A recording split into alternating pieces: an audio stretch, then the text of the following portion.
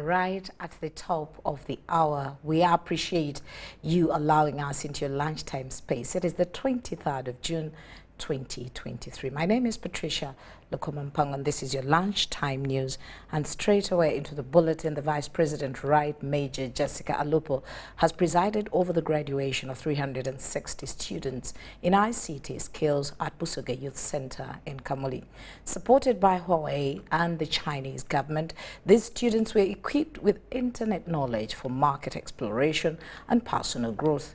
Vice President Alupo tasked the newly passed out graduates to prioritize the use of ICT in their daily activities. Let's hear more in this report.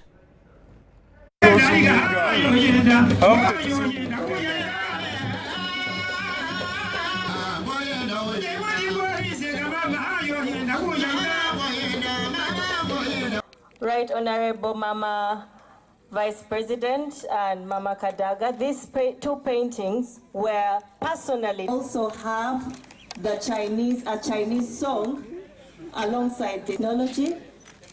Prepare their song right now as this is going on.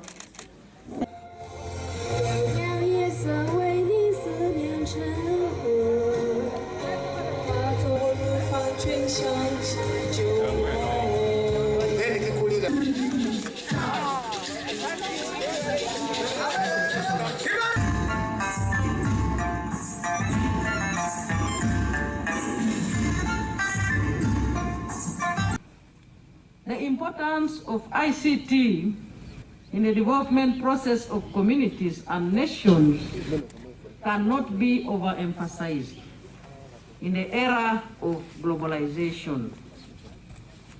This is an information age where information is considered the fifth factor of production, in addition to the traditional factors of land, capital, labor, and entrepreneurship. I hasten to inform you that ICT has today intensified competition in all sectors across the global market for both services and products.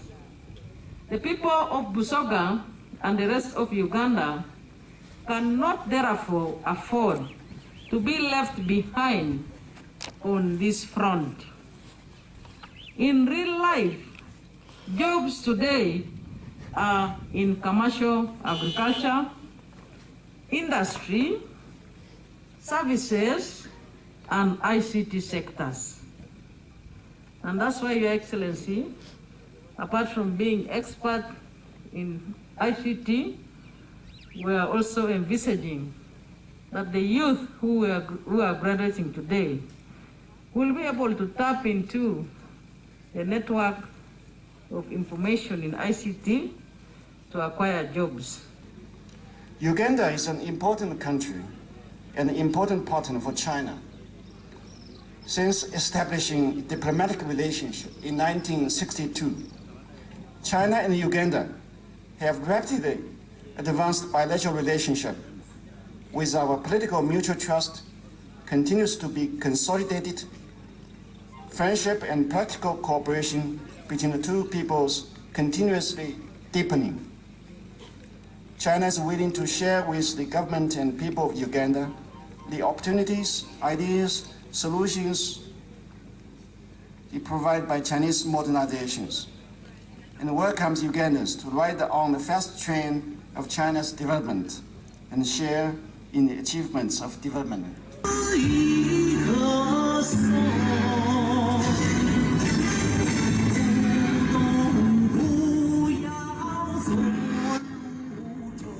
Now that's the fight against unemployment. As we move forward, Minister for Science, Technology and Innovation, Dr. Monica Msenero, has encouraged African scientists and researchers to ensure that their works translate into solving Africa's challenges of poverty and underdevelopment.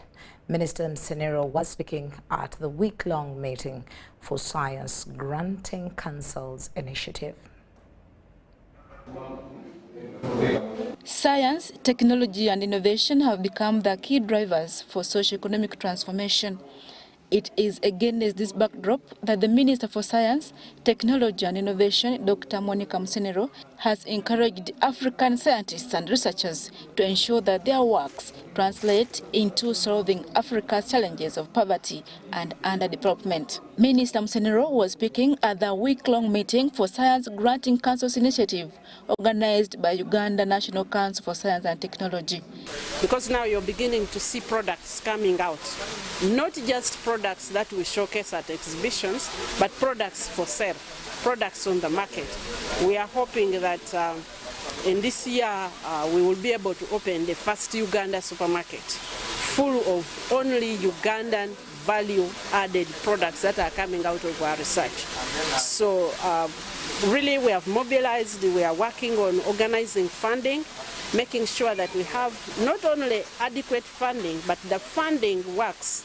Because just funding and innovation, when people don't understand what they are doing, you just keep throwing money at them. But also building the workforce, building the number of people who understand the version of science which works development. The minister also launched the National Research Outlook Report. Officially launched. A research institution or a university that just comfortably coexists with the persistent problems is not relevant to the country. It must be addressing, aggressively addressing.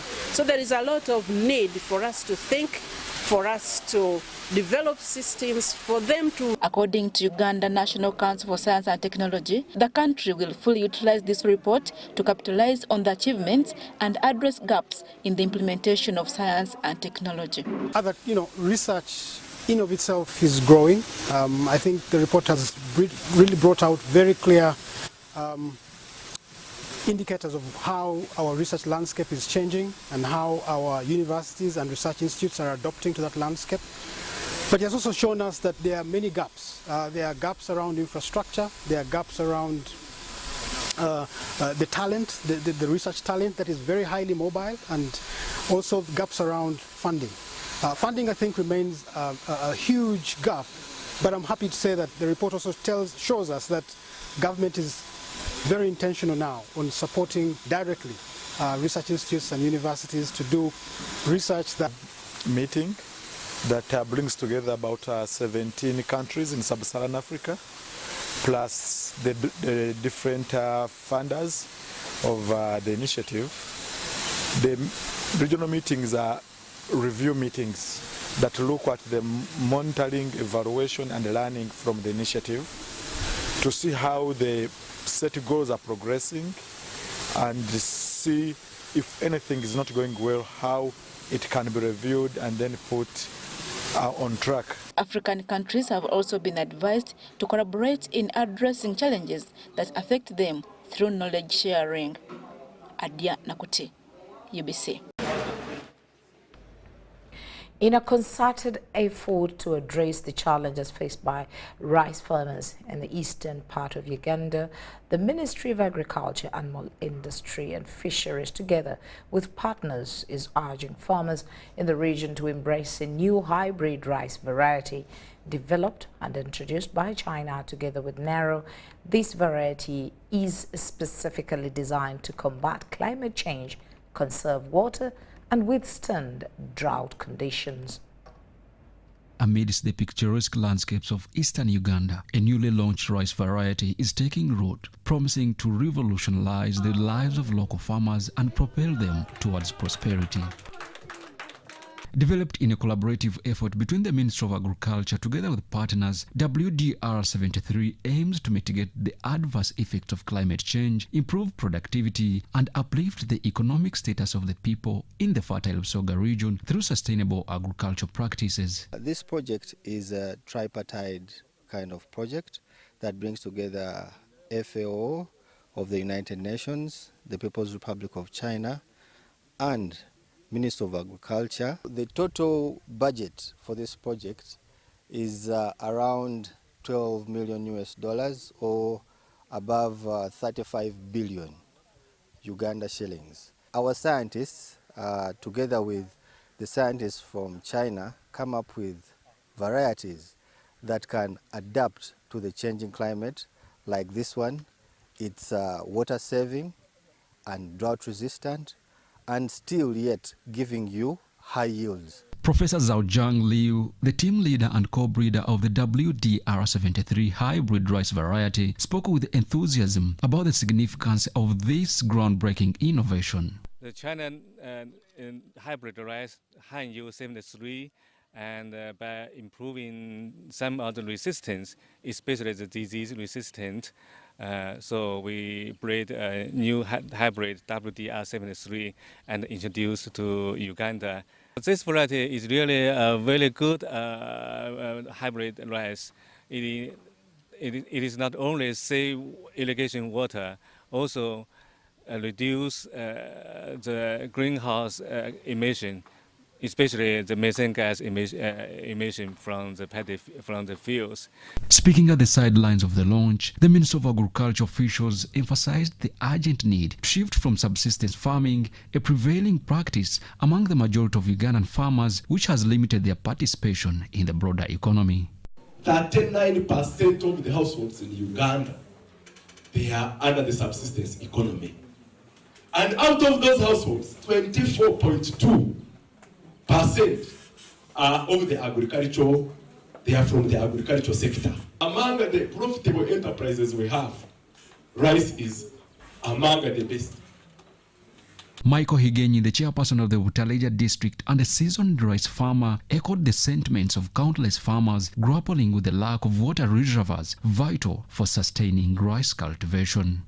Currently, we reach points and suffer water stress because we don't have mega water reservoirs that can keep on feeding our rice fields, more so when it comes to dry season. In an acre with our traditional seed, we get around 15 to 20 bags of rice, whereas the hybrid rice, we demonstrated and realized that it gives more than 40 bags. This project is born out of the collaborative research efforts between Uganda's National Agricultural Research Organization and China's Shanghai Agrobiological Gene Center, with support from the Food and Agriculture Organization under the China-Uganda South-South Cooperation Project Phase 3. As the warm rays of the sun illuminate the bright green rice paddies, farmers in Butaleja district can now envision a future that transcends their previous struggles. Joshua Kagoro, UBC News, in Butaleja district. Thank you very much there, Kagoro. Now, in a recent report, the World Health Organization crowned Uganda as the unrivaled champion of alcohol consumption in Africa. Apparently, the average Ugandan consumes a staggering 12.21 liters of pure alcohol every year. The report also puts men in the lead of this boozy competition, guzzling an impressive average of 19.93 liters of pure alcohol annually, while women, in a valiant effort to keep up, manage a respectable 4.88 liters. We have more in this report. The 2023 Alcohol Consumption Report by the World Health Organization states that men consume more alcohol than women. Agnes Chirabo, the Executive Director of Food Rights Alliance, says these kind of studies should be taken more seriously. We are not going to wait for WHO to rank us drunkards. Now you know why we are poor. Now you know why we are sick. But it is also before WHO, we are the country whose produce is being rejected by its neighbors. And yet in its document it writes that we are the food basket. So we are criminals. We are condemned east, west, and center. And we should start taking these reports seriously. The World Health Organization has ranked this country as #1 in consumption of alcohol in the world. That is not a good thing. So again, PSST and the people in government, I think that this idea that alcohol brings money is not a good idea, because most of our people, and that's the night economy, and I think a calculation was made, the night economy brings in money. But which kind of money? I think it is like stealing from one pocket and putting it in the other. This corruption we are talking about, most of the people who are drinking have stolen that money, and they are drinking it at night, buying, of course, our beers and other alcoholic drinks. I don't think that it makes any economic sense. A program officer at Siatini, Uganda, Huzeima Sekalema, says the report by World Health Organization highlights the pros and cons of alcohol consumption in the country that should be handled carefully. I think that has both positive and negative implications to the economy, but also when it comes to health. In terms of trade, that is, we provide the market, but we look also into the quality of the product that is consumed. The State Minister of Health in charge of primary health care, Margaret Muhanga, says more than 200 diseases and injuries are a result of alcohol consumption. But it's quite dangerous. It's not a nice thing to be known for, that this is a country which consumes a lot of alcohol. You can drink but very little. You don't have to drink yourself to death. And I also think that because there is no free alcohol, is there free alcohol? Because I've had a lot of people say, you know, I have nothing to do, then I end up going to the bar. But when you go to the bar, you buy this alcohol. So why don't you use that money to start up a business? Well, away from that, Vivian Najika, an assistant lecturer at Kampala University and a revered chairperson of the Vitiligo Association of Uganda, has emerged as an extraordinary individual dedicated to defending the rights of the vitiligo victims.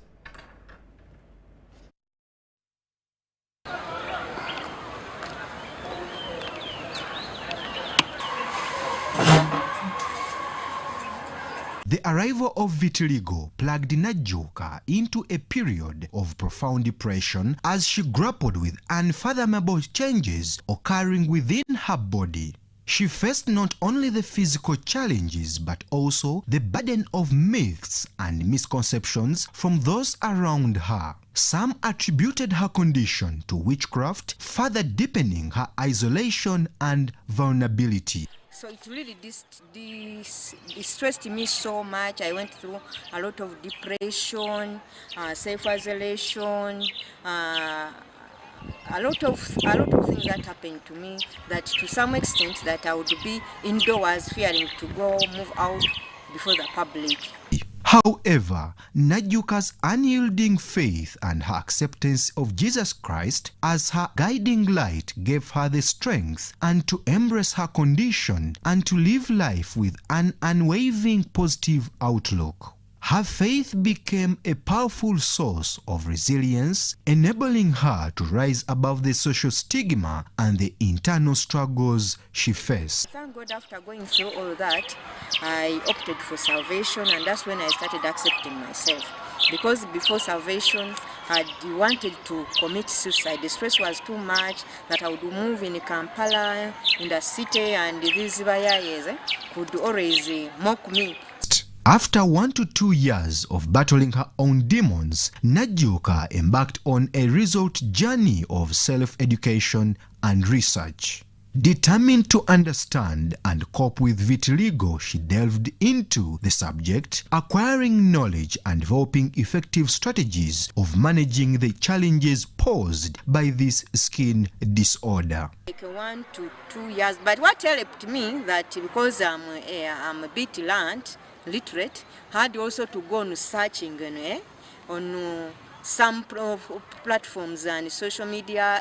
By that time, social media has not come, but on internet, especially internet, helped me so much, because sometimes I can say that even some of the medical dermatologists did not also know exactly how it was called.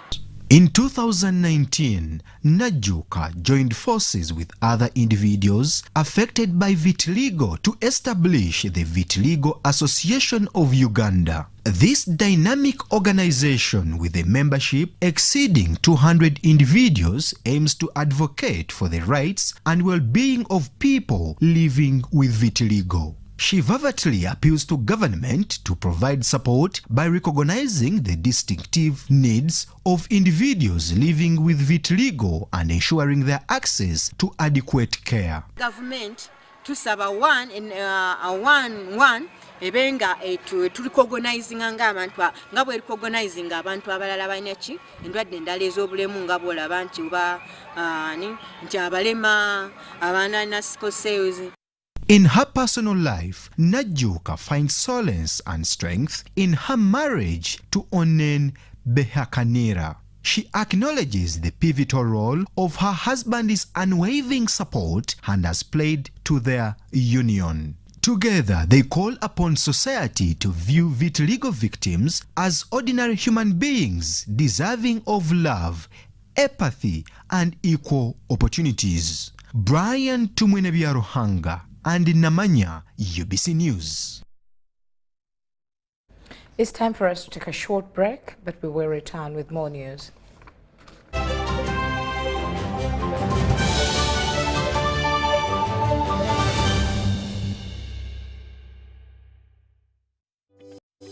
These days, our homes are no longer just the places we live. It's where we attend meetings, go to class, keep each other safe, and entertain ourselves. To do this smoothly, you need a reliable internet connection. Buy the MTN WakaNet router, which connects up to 32 devices and gets a free 40 GB data bundle at only 149,000 shillings. Or buy the MTN WakaNet MiFi at only 75,000 shillings and enjoy a free 15 GB bundle to stream, study, work, and play on the go. Visit any MTN service center to buy the MTN WakaNet router or MiFi and enjoy the internet that does amazing things.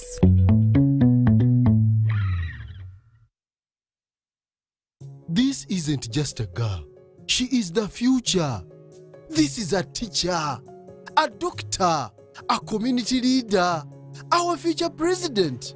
She is our family's pride, and as her father, I will protect her from child marriage and talk to her about the dangers of teenage pregnancy. We each have a role to play in empowering our teenage girls to protect them from child marriage and pregnancy, because when we empower them, we empower our nation. Protect the girl, save the nation. Take action. Report any case of defilement or child marriage to the police or call Sawuti 116. It's Freaky Friday from Airtel. Buy or gift. Buy or give. Get freaky too! Dial *100*10# to load a Freaky Friday bundle for you to enjoy the best offers on voice and data. To buy a bundle for friends and family, dial *100*10#. Freaky Friday with Airtel. Buy or gift a bundle today. Dial *100*10# to get started. Airtel, a reason to imagine. Uganda is rich in natural resources and hard-working people. But to turn these resources into real progress and development, we need to invest in our infrastructure, education, and health care. That's where taxes come in. When we pay our taxes, we are investing in our country's future. We are supporting the schools that educate our children, the hospitals that care for our families, and the roads and bridges that connect our communities. And when businesses pay their taxes, they are contributing to the growth and development of Uganda's economy. They are helping to build a stronger, more prosperous nation for us all. So when you pay your taxes, you are investing in the future of Uganda and supporting the progress and development of our nation. Uganda is because of you. Uganda Revenue Authority. Developing Uganda together. MTN Uganda ne Uganda waraji bakusako. Manrame chikona tena. Tekobo seko season yakuna.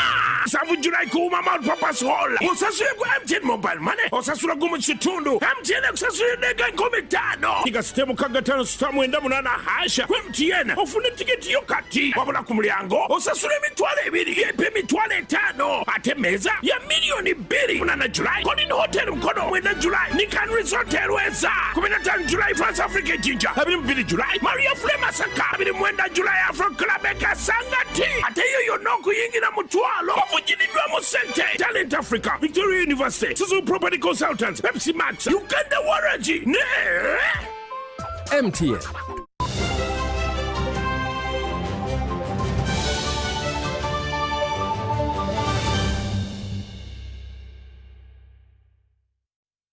From that short break, and your lunchtime news continues, where Bomo Disability Development Association, a group of differently abled artisans specializing in crafting ornaments from cow horns, is now among the glimmer of a hope and about to witness a significant transformation in their production capabilities thanks to the generous support of MTN Uganda as part of their 21 Days of Yellow Care initiative.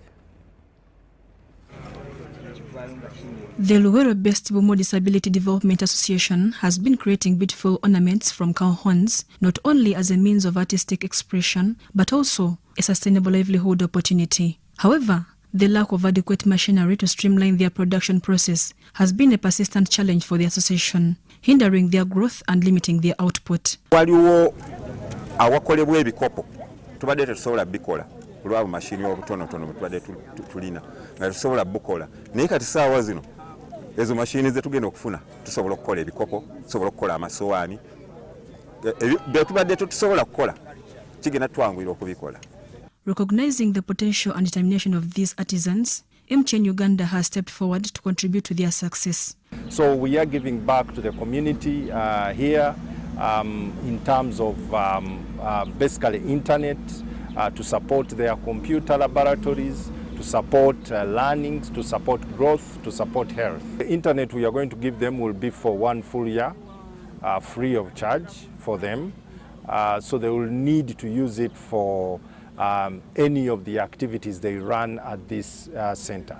The chairperson and founder of the Bomo Disability Development Association expressed heartfelt gratitude to MTN for their invaluable support. Tuwa computer ngeri ku internet mwaka mulamba kigenda tuyamba nti tubadde tukaluubirirwa nnyo okuteeka ebintu byaffe ku mutimbagano kati mulembe gwa mutimbagano naye kati tugenda biteeka ku mutimbagano abantu babyololere basobole tuwagira ate naffe tusobole okubeera obulungi.